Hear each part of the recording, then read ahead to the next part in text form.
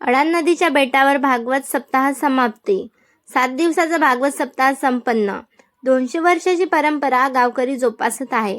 यवतमाळ तालुक्याच्या शेवटच्या टोकावर खळखळ वाहणारी अडाण नदी, निसर्गरम्य वातावरण, चोहीकडून झुळझुळ वाहणारं अडाण नदीचे पाणी.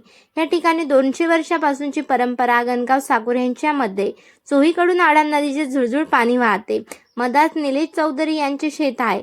या शेतामध्ये चित्रऋषी महाराजांची शेकडो वर्षापासूनची समाधी आहे.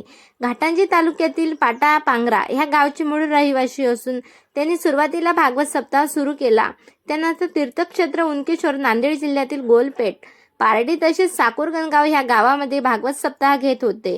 तेच परंपरा जोपासत साकुर या ठिकाणी अडाण नदीच्या पात्रावर चित्रऋषी महाराजांची समाधी भक्तांनी अस्थी आणून बनवण्यात आली.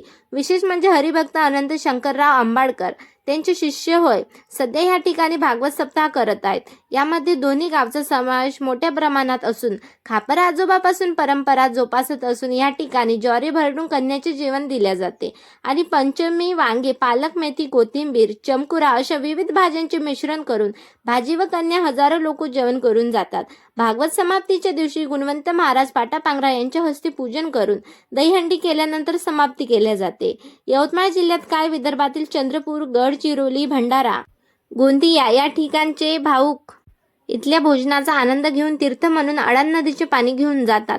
महाराष्ट्रामध्ये तीर्थक्षेत्र म्हणून साकुर या गावाला ओळख नसली तरी पुष महिन्याच्या पौर्णिमेला छोटीशी यात्रा भरत असते. विशेष म्हणजे ज्वारीच्या भरड्याच्या कन्या आणि पंचमिश्रित असलेली भाजी यांचा आस्वाद घेण्यासाठी विदर्भातले अनेक भाविक येत असतात.